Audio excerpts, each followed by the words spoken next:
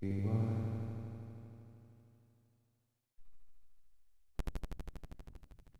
good.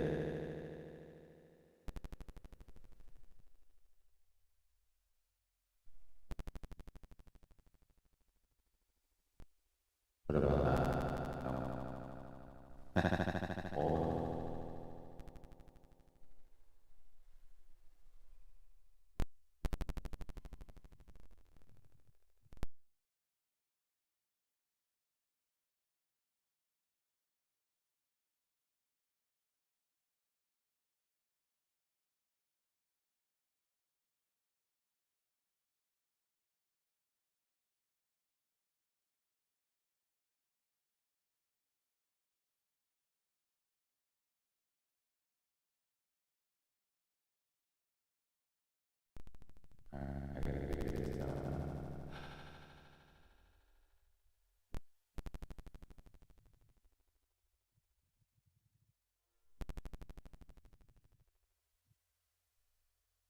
Oh.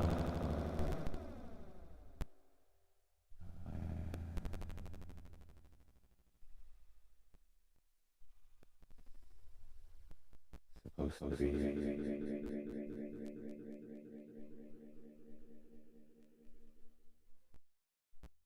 Alright, we'll see. Think I got it. I think I figured it out.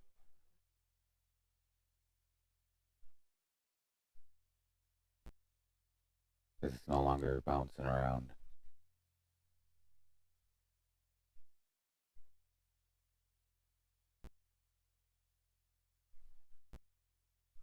Alright. Hold on a second here. Woo-hoo. Hanging glutes.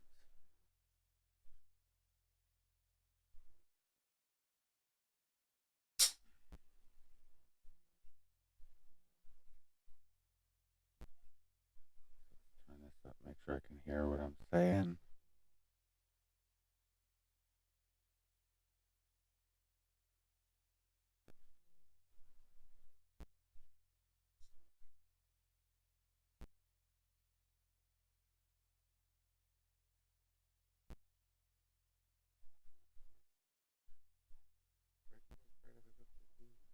That's weird.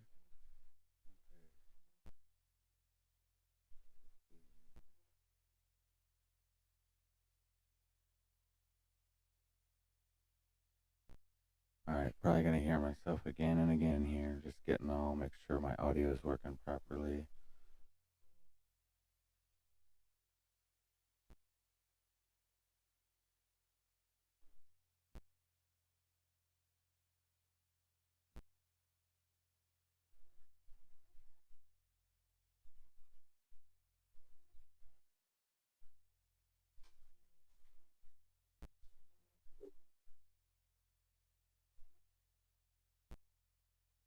Alright, awesome. Sounds like it's working.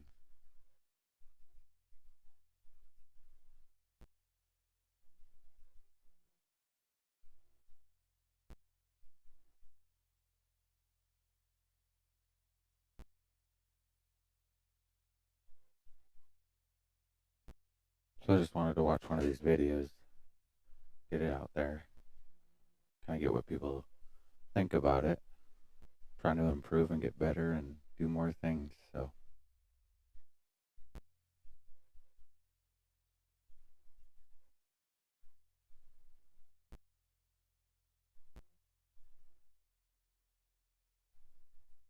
alright, let's go.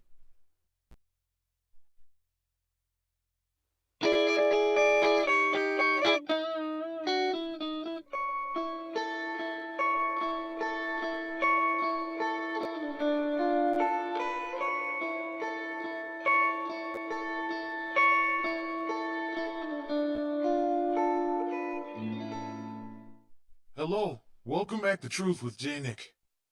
Today I would like to do my best to look into the life of Yahshua bar Yosef, otherwise known as Jesus, son of Joseph and Mary.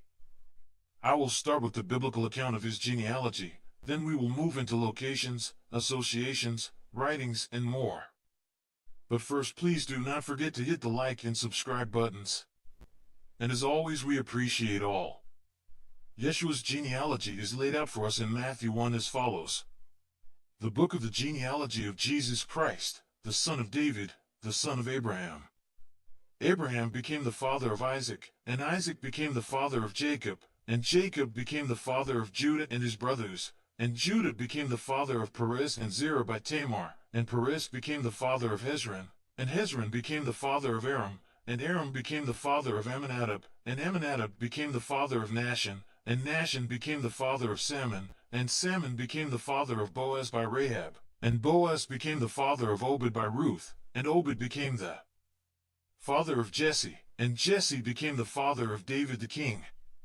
And David became the father of Solomon by the wife of Uriah, and Solomon became the father of Rehoboam, and Rehoboam became the father of Abijah, and Abijah became the father of Asa, and Asa became the father of Jehoshaphat, and Jehoshaphat became the father of Joram, and Joram became the father of Uzziah, and Uzziah became the father of Jotham, and Jotham became the father of Ahaz, and Ahaz became the father of Hezekiah, and Hezekiah became the father of Manasseh, and Manasseh became the father of Ammon, and Ammon became the father of Josiah, and Josiah became the father of Jeconiah and his brothers, at the time of the deportation to Babylon.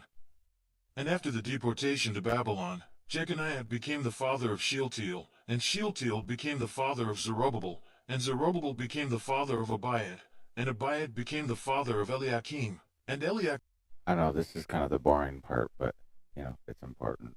became the father of Azor, and Azor became the father of Zadok, and Zadok became the father of Achim, and Achim became the father of Eliud, and Eliud became the father of Eleazar, and Eleazar became the father of Mattan, and Mattan became the father of Jacob, and Jacob became the father of Joseph, the husband of Mary by whom was born Jesus, who is called Christ.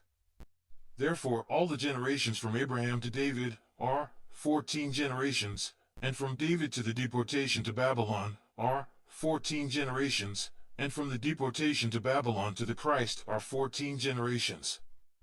So that is 14 generations plus 14 plus 14 more. That is a total of 42 generations. A generation can consist of a variety of times, typically ranging from 15 to 49 years. That tells us dating these events are very difficult, so I am not even going to try. However, I will have to try and give an educated guess at times, so know that what they are. Okay, now let's move into any information we can find about his birth and in what location around what time he may have been born. We will have to use Matthew and Luke to find information about the location of Jesus' birth. In Matthew and Luke, they both agree Jesus was born in Bethlehem of Judea in the days of Herod the king. We can get an idea of the dates through this statement, as there are records of this king. Herod's rule lasted for approximately 33 years, from 37 BCE to 4 BCE. This tells us Jesus would have been born between around 7 BCE based on the statements and bits of information we have.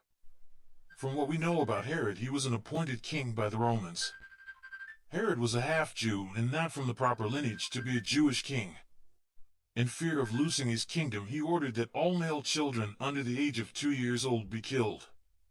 At this time, Joseph and Mary fled to Egypt to protect their child after Joseph had a dream in which God said to wake and flee with the child. So young Jesus was raised in Egypt for approximately 3 years until the death of Herod. This puts Jesus' age between 3 and 5 years old when Joseph had a dream where God told him the ones seeking the life of the child are now dead. Joseph was then told to take him back to Israel. At this time, Archelaus, son of Herod, was reigning over Judea. So they went back to a place called Nazareth. Hence the name Jesus the Nazarene. This is where canonical writings lose track of Jesus until the time of John the Baptist. However, we will now explore some other writings that may shed some light on the teenage years of Jesus. One apocryphal writing that is worth mentioning is the Arabic Infancy Gospel. This gospel, which is dated to the 6th century, tells the story of Jesus' childhood and early life. It includes a number of miraculous events, such as Jesus bringing a dead bird back to life and turning water into wine. The Infancy Gospel of Thomas is a non-canonical infancy gospel attributed to Thomas the Israelite. It is believed to have been written in the 2nd century AD and is one of the earliest known Christian apocryphal texts. The Gospel tells a series of stories about the childhood of Jesus, from his birth to his 12th year. The stories are often fantastical and miraculous, and they portray Jesus as a child with extraordinary powers. One of the most famous stories in the infancy Gospel of Thomas is the story of Jesus bringing a dead bird back to life. In this story, Jesus is playing with some other children when he comes across a dead sparrow. He takes the sparrow in his hands and breathes on it, and the sparrow comes back to life. The other children are amazed by this miracle, and they begin to fear Jesus. In one story, Jesus is playing with clay when he creates 12 sparrows. He then commands the sparrows to fly away, and they do so. In another story, Jesus is playing with other children when he curses one of them. The child immediately falls down and dies. Towards the end, Jesus returns the life of the child. Another famous story in the infancy Gospel. Isn't that crazy? Being a kid, like, a godlike kid, curse somebody, they drop dead, then bring them right back to life. That'd be crazy. Gospel of Thomas is the story of Jesus turning water into wine. In this story, Jesus is attending a wedding feast when he realizes that the wine has run out. He asks the host for some water, and then he turns the water into wine. The guests at the wedding feast are amazed by this miracle, and they begin to believe that Jesus is one of the Messiahs. The infancy Gospel of Thomas is a popular text among some Christians, but it is not considered to be authoritative. The Gospel is not part of any canonical Bible. However, that's because certain people in certain places just kind of molded what they wanted together to get the outcome that they wanted. The Gospel is still an interesting and valuable source of information about the early Christian imagination. It shows how early Christians thought about the childhood of Jesus, and it provides us with a window into the world of early Christian apocrypha. There are more sources to look into, and I suggest you do. At this point, we will be looking into the locations in which Jesus traveled and the types of work he may have done. This work will be the physical labor like family business. While the Bible does not explicitly state what Jesus' family business was, it is generally believed that he was a carpenter, just like his father Joseph. This is based on several passages in the Gospels, including Mark 6 verse 3, "Is not this the carpenter, the son of Mary?" Matthew 13 verse 55, "Is not this the carpenter's son?" Luke 4 verse 22, "Is not this Joseph's son, the carpenter?" In addition to these direct references, there are other clues in the Gospels that suggest Jesus was a carpenter. For example, he is often referred to as the carpenter's son even after he has begun his public ministry. This suggests that carpentry was an important part of his life, even after he started teaching and preaching. Of course, it is also possible that Jesus was not a literal carpenter, but rather that the word carpenter is being used metaphorically in the Gospels. Some scholars have argued that Jesus was actually a stonemason, or that he was simply a skilled craftsman who worked with a variety of materials. However, the most likely interpretation is that Jesus was a carpenter, just like his father. Jesus' ministry took him to various locations throughout the Holy Land, spanning from Galilee in the north to Judea in the south. These places hold significant importance in Christian tradition, as they represent the scenes of Jesus' teachings, miracles, and eventual crucifixion. Here's a brief overview of the key locations Jesus traveled to. Nazareth, Jesus' hometown, where he spent his childhood and early years. It's believed to be the site of the Annunciation, where the angel Gabriel informed Mary that she would bear the Son of God. Capernaum, a fishing town on the shores of the Sea of Galilee, where Jesus established his base for much of his ministry. He performed numerous miracles there, including healing the sick and casting out demons. Sea of Galilee, a freshwater lake where Jesus walked on water, calmed a storm, and performed other miraculous feats. It was also the site of the call of the first disciples, including Peter, James, and John. Mount of Olives, a hill overlooking Jerusalem, where Jesus delivered the Sermon on the Mount, one of his most famous teachings. It's also the place where he ascended into heaven after his resurrection.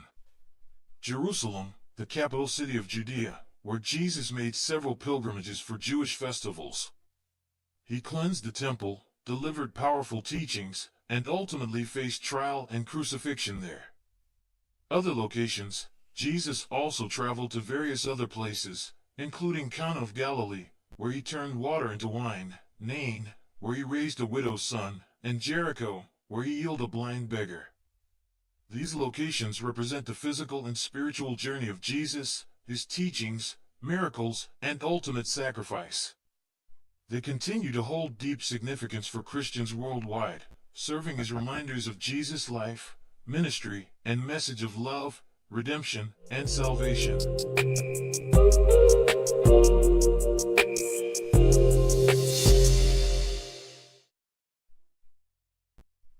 Now you have to leave a comment and let me know what you think about that first video. Yeah, let me know what you think. If anything I could add, anything I could change, criticism. We all need it. Oh, we could dive into this one next right here. Teacher of righteousness, who is he? See, I took one of my theology courses surrounding the Dead Sea Scrolls and this teacher of righteousness and who he could possibly be and how he could fit into, the biblical scene. Let's check it out.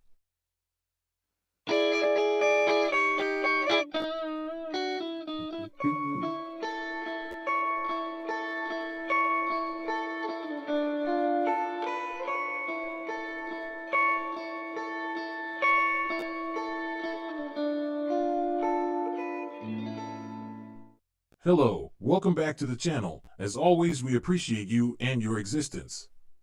Today we will take a look at the person came to be known as the teacher of righteousness or just the right teacher. Before we dive in, please don't forget to subscribe. See, I said that because it could be said either way. Back in, let's say, 300 BC to 1st century CE, the time that we're talking about, the timeline of the Dead Sea Scrolls here. So it could have been said either way. If you like the content, be sure to hit the thumbs up button. Okay, let's get started with first identifying this group and how we know of their existence. I'm sure by now everyone has heard of the Qumran community known the Yahshua, which means together and comes from Echad, or one. And the two of them walk together. Ve'elchu shneim yakdav, this the name the group used for itself, and I will refer to them in this manner as the Yahshua. The scroll then begins with the title, Serach Hayahad, meaning the rule of the community, which is part of the Dead Sea Scroll collection. I definitely recommend picking up a book written by Gaza Vermes called The Complete Dead Sea Scrolls in English. Very good read if you're interested in theology. As today we will be referencing it as it is, in my opinion, the best and most complete English version. Also, I will reveal who I personally feel was the teacher, as anyone who knows anything. Okay. Now, it has pretty much every document that they found inside of the all the caves and in the area. So, there are other books that cover like only the the biblical portions or whatever, but this has all sorts of other documents that were found.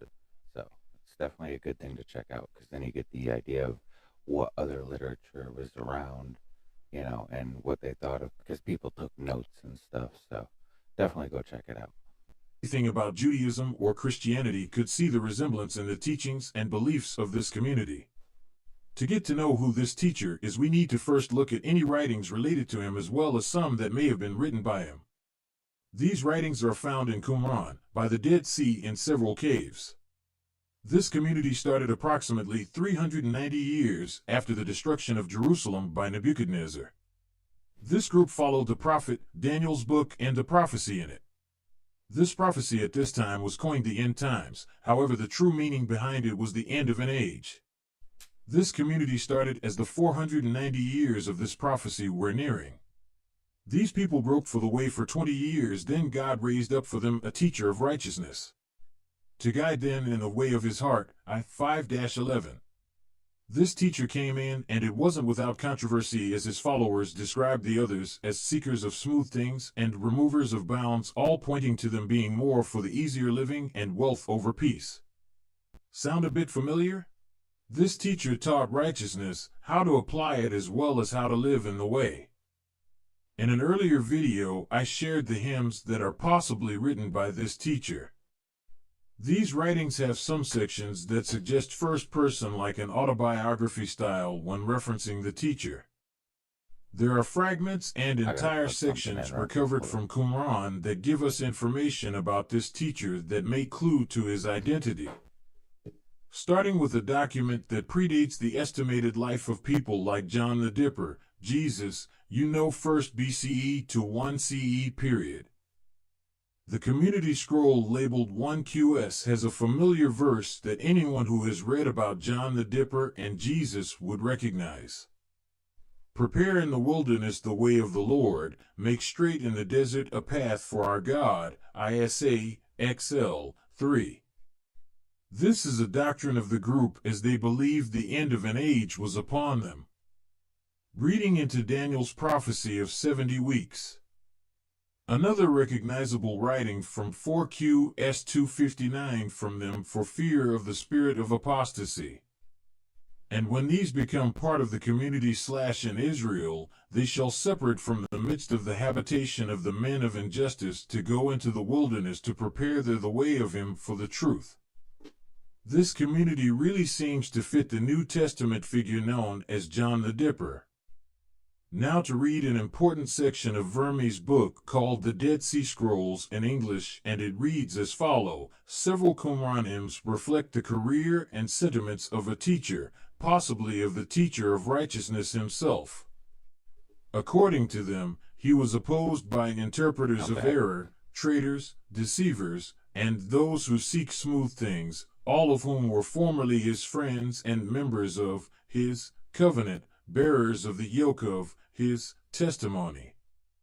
In one of them, the reference to a devilish scheme is reminiscent of the allusion in the Habakkuk commentary to the visit of the wicked priest to the community's place of exile in order to cause them to stumble. Teachers of lies have smoothed thy people with words, and false prophets have led them astray.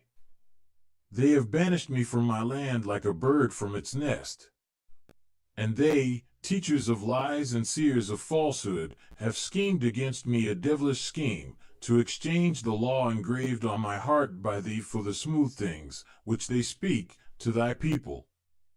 And they withhold from the thirsty the drink of knowledge, and assuage their thirst with vinegar, that they may gaze on their straying, on their folly concerning their feast days, on their fall into the snares. 1QH 12:7-12. Another hymn appears to hint at the teacher's withdrawal from society and to announce with confidence his eventual glorious justification. For thou, O God, hast sheltered me from the children of men, and hast hidden thy law within me, against the time when thou shouldst reveal thy salvation to me. 1QH 13:11-12, the complete Dead Sea Scroll in English, page 56. Endings. The one crying in the wilderness. Then we look into the location of Qumran, and we notice it also fits the location that John was dipping and preaching the message. Close to the location in which John baptized Jesus. It really makes sense that this is a possibility. In Scripture we can confirm the information using multiple verses. John the Baptist. Mark 1 verses 1-11. The prophet Isaiah wrote about John. Behold, I am sending my messenger ahead of you, he will prepare your way. A voice of one crying out in the desert, prepare the way of the Lord, make straight his paths. John the Baptist appeared in the desert proclaiming a baptism of repentance for the forgiveness of sins. The people of Judea and Jerusalem went out to the Jordan River to see him. As the people acknowledged their sins, John baptized them in the river. John wore camel's hair clothing with a leather belt around his waist. He ate locusts and wild honey. And this is what he proclaimed: "One mightier than I is coming after me. I am not worthy to stoop and loosen the straps on his sandals. Nice. I have baptized you with water. Well, then you He should will say hi. baptize you with the Holy Spirit." In the Old Testament, God spoke That's through the the delay. prophets, and John the Baptist, the son of Elizabeth and Zechariah, was the last great prophet before Jesus. John announced the coming of Jesus and encouraged people to prepare the way for the Lord. John invited people to repent their sins and be baptized. John's baptism was a sign that the people had repented and had chosen to prepare for the coming of the two Messiahs. The Jordan, Yay. the chief river in Palestine, lies east of Jerusalem. It flows from north to south through the center of Palestine. It is about 200 miles long.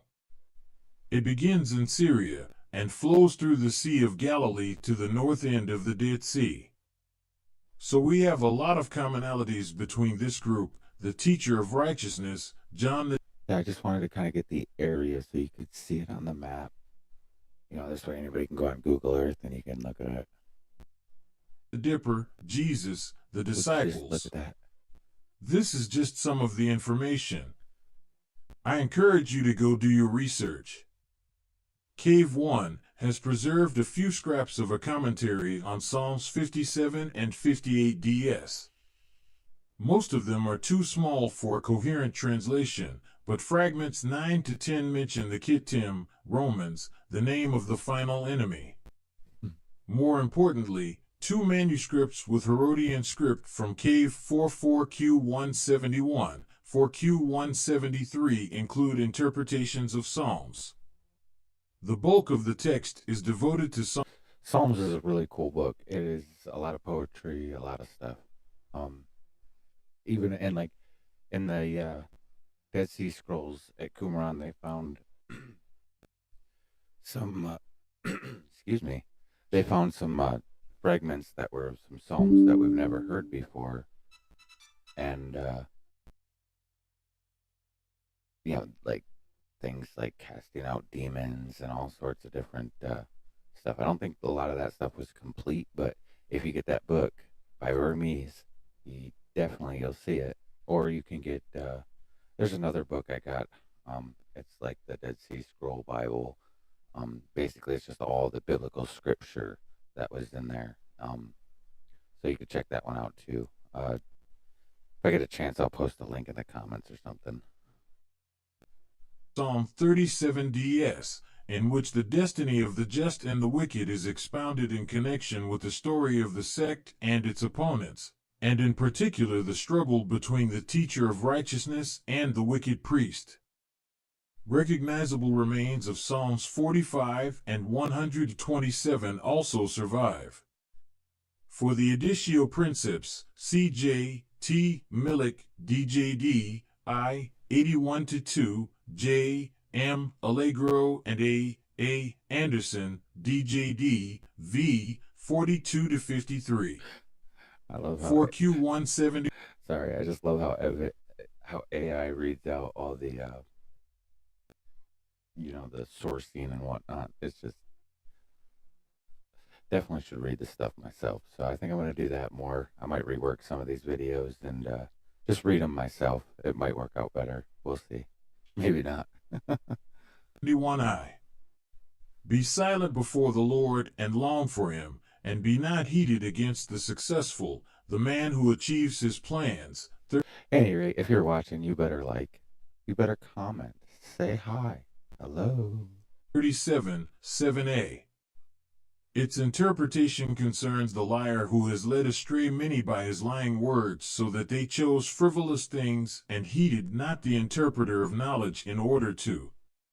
2. They shall perish by the sword and famine and plague. Relent from anger and abandon wrath. Do not be angry, it tends only to evil, for the wicked shall be cut off. 8, 9a. Something I got to work on. Don't be angry. But there's a whole lot of stupid in the world. It makes everybody angry. Okay, carry on. Interpreted, this concerns all those who return to the law, to those who do not refuse to turn away from their evil. For all those who are stubborn in turning away from their iniquity shall be cut off. But those who wait for the Lord shall possess the land. 9b.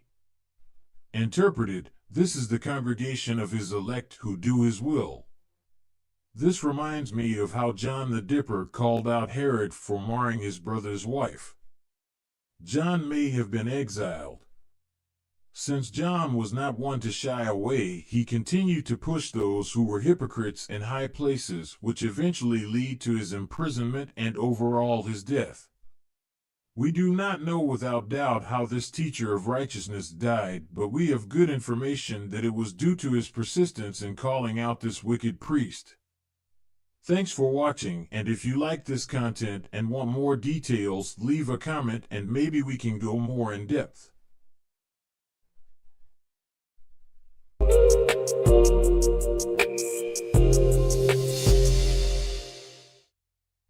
Like, share, subscribe.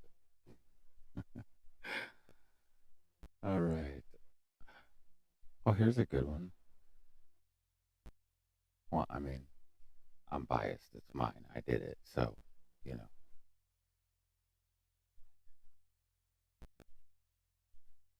But like I said, check out the videos, comment, tell me what you think, where I need improvement. Should I read it myself?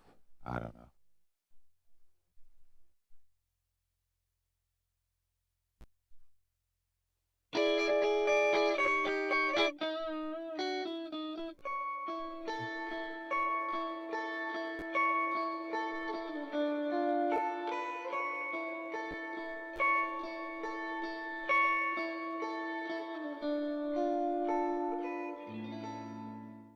Hello, and welcome to the channel. Don't forget to like and subscribe as well as share. As always, we appreciate you. Today we will be covering the Jewish and Christian prophecy, and possible dates to see if anything matches up with any type of relevant events. There is not doubt that there is a belief in prophecy in both of these beliefs. And we will be looking at as many sources as we can, including but not limited to the Hebrew Bible, the Dead Sea Scrolls, and the New Testament. More specifically, we are looking into the prophecy of a prophet and two messiahs. No, you didn't hear that wrong, two messiahs. There are different opinions and interpretations about the second coming of the Messiah, or a whole other Messiah, among Christians and other religious groups. Some people believe that the Bible... Yeah, if you can read the prophecy of the suffering servant, it really, the way it's worded, sounds like there could be two. And I guess if you wanted to look at it, I would say you have two. We have John the Dipper, and then we would have Jesus of Nazareth. So, I mean, it kind of fits. Just saying. The Bible contains clues and prophecies that point to a specific year or time frame for the return of or the second Messiah, while others think that it is impossible to know the exact date, and that we should always be ready and watchful.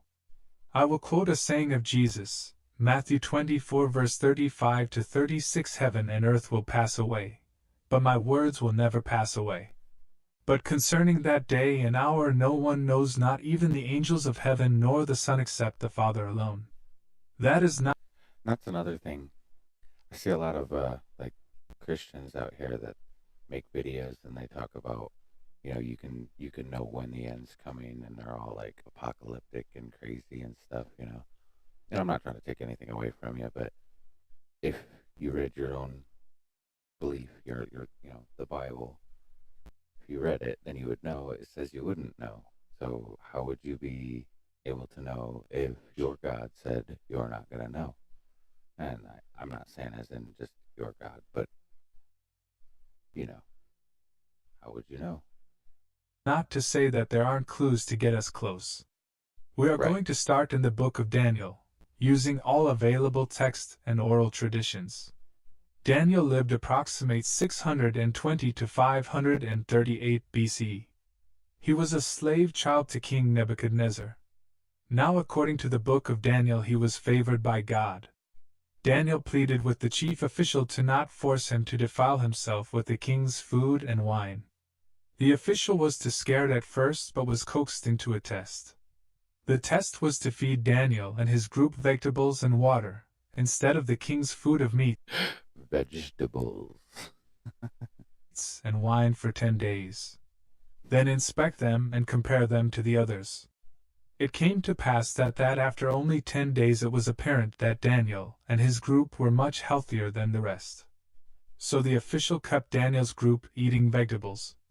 Now Daniel, having favor in God's eyes, became proficient in reading, writing, as well as a gift of understanding and interpreting dreams and visions. After a period the children were presented to King Nebuchadnezzar, and none among all the children did any compare to Daniel's group of Daniel, Hananiah, Mishael and Azariah. So they were stationed in the king's court, and remained until the first year of King Cyrus in approximately 590 BCE. Now while Daniel was with King Nebuchadnezzar, the king had a specific dream that troubled his spirit. It was so troubling he could not sleep any longer. The king sent out for all the magicians, the enchanters, sorcerers, and the Chaldeans to come. He then gave each group an ultimatum, in short, either interpret this dream or die. The reply was not what the king wanted to hear, as it was stated there was not a person alive. Only the gods who do not dwell with mortals could answer the question. Daniel, hearing this, went back and informed his companions, and they prayed to their God to unveil the meaning of the king's dream. And that night Daniel had received what he asked for. Daniel went and gave the king, Nebuchadnezzar, his dream and the correct interpretation of the dream. It was a prophecy of the end of the ages and the 4 kingdoms to come. For the sake of time I won't go too deep into details. So the prophecy is known as the 72 weeks prophecy, found in Daniel 9 verses 24 to 20. 62 weeks, 434 years, and 1 week the last 7 years. The prophecy begins with the decree to rebuild the temple in Jerusalem. That task came true around 457 BC by command of King Artaxerxes. Daniel's prophecy was 490 years from the time the rebuilding of Jerusalem was decreed, which was approximately 457 BC, until the prophet and the first Messiah. 457 minus 33 CE/add. What significant event is written about during this time? How Jesus said this generation, usually interpreted as a 40-year period, would not pass away until these things happened. I gotta pause it because the numbers add up to 33 AD, and everything I've looked at, everything I can tell you, I've researched myself. Jesus would have been born somewhere between probably 6 BC down to 4, according to, in the Bible, who was when Herod had all the kids killed and stuff. We can kind of trace that back to a certain year, and it's like between 6 and 4 BC. And then if you do the math, 33 AD or CE, however you want to look at it, would be his crucifixion, which would be the fulfillment of the prophecy in some form. Well, about the year 70 CE, the Jewish revolt cued the end of an age. And to go on to that is what I call the apocalypse of the Jews. Especially for the Jews, as the Romans massacred the Jews and making the Jewish apocalypse and prophesy a reality. Now the coming of the second Messiah is 40 jubilees after this destruction. However, 7 years prior to this, there will be many tribulations. All right, and think about this now. All right, just a few years ago, another war got going again after we get President Biden pulls out of Afghanistan. Did a really bad job with that. And just to say it, we were doing all right. Either way. Then you have Russia invades Ukraine, and then all of a sudden you have October 7th, where Hamas attacked Israel. And now Israel's at war. We're on our way to World War III, and we're talking about tribulations. Of course, over the years, this has been thought to happen during like World War I, World War II. There was all sorts of you know, prophetic words out there about the end of the world and so on and so forth, but I never really believed it was the end, more of a big change. So, I mean, we're here, we'll see. So what does the math look like? Well, let's see. If we multiply the 40 times the Jubilee, which is 49 years, then we add in the date of 70 CE, the Jewish apocalypse. We come to the year 2030, then subtract the 7 years of tribulations and we get 2023. Well, now this seems a bit interesting. I said when Biden was elected we would have a major event before the end of his term, as it lines up with the same prophetic writings. One of the sources that you might find helpful is a video called Messiah 2030, a prophetic messianic timeline, which claims to have found dozens of biblical prophecies that not only point to the exact year of the Messiah's first coming, 30 CE, but also to the year of his return, 2030 CE. The video explains how these prophecies are based on various patterns, symbols, numbers, and events in the Bible, such as the creation, the Sabbath, the Jubilee, the Exodus, the Temple, the fig tree, and many others. The video also provides timestamps for each prophecy and a summary of its main points. There are also other sources that have different views or criticisms about the 2030 theory, such as Part 2, Messiah 2030 plus Revelation Timeline and Decoding Daniel's 2300 Days 3, Messiah 2030 the Prophetic Messianic Timeline Video Review 4, and 2030 Second Coming. You can explore these sources to get a broader perspective on this topic and compare their arguments and evidence. One source that is relevant is the Lost Gospel, decoding the ancient text that reveals Jesus' marriage to Mary the Magdalene, which is a book that claims to have found evidence that Jesus and Mary Magdalene were married and had 2 children, based on an ancient manuscript called the Ecclesiastical History of Zacharias Reader. And I have to say that, man, like, I don't know, everything in my mind, even growing up, said something like this. Jesus would be married and have children, and I don't know. I thought it was interesting to actually find old documents kind of supporting a feeling that you have, it's kind of reassuring that sometimes your instincts, might be right. Not saying it is. Obviously, it's, nobody can know for sure. But all I can say is, seems like it has a high probability. I mean, there's people that say Jesus didn't exist or he wasn't anything special if he did exist. And, maybe he was just a really great guy that went around and helped a lot of people and turned into a myth. I mean, it's entirely possible. Maybe he's completely made up and they used figures like Dionysus and others who were written about earlier. It's entirely possible. But I can tell you there's a lot of experience in this world that says, man, something's definitely out there. Anyway, carry on. The authors of the book argue that the manuscript contains a hidden story that allegorically encodes the life of Jesus and Mary Magdalene, and that they were the founders of a royal dynasty that influenced the history of Europe. You can find more information about this book in this article. Another source that might be... Yeah, you could actually check out Jesus Dynasty by Dr. James Tabor. It kind of explores some of this too, and in other ways and other perspectives, and it's a good read. Definitely check that one out.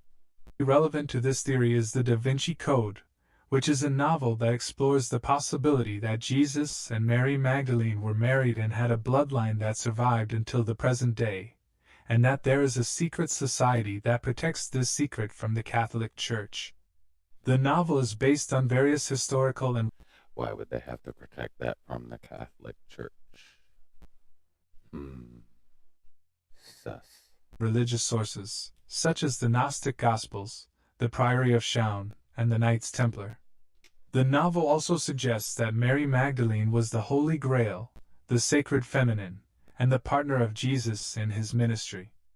Another source, the Second Coming of Christ, the resurrection of the Christ within you, which is a book that interprets the teachings of Jesus from a metaphysical perspective and explains how to achieve spiritual enlightenment and union with God. The author of the book does not mention anything What? about Jesus being married or having children, but he does emphasize the importance of developing both the masculine and feminine aspects of one's soul, and he refers to Mary Magdalene as one of the most advanced disciples of Jesus. There are so many sources and so many theories it is hard to commit to any one. Overall, it is up to you to decide Facts, your man. own interpretation as well as belief. I hope this was informative and educational. Please don't forget to like and share.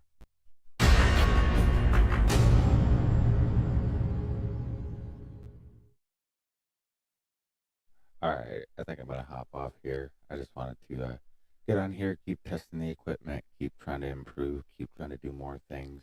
You know, every day I gotta step forward, every day you gotta get better. It can be a millimeter, it could be an inch, it could be a foot, it could be a mile.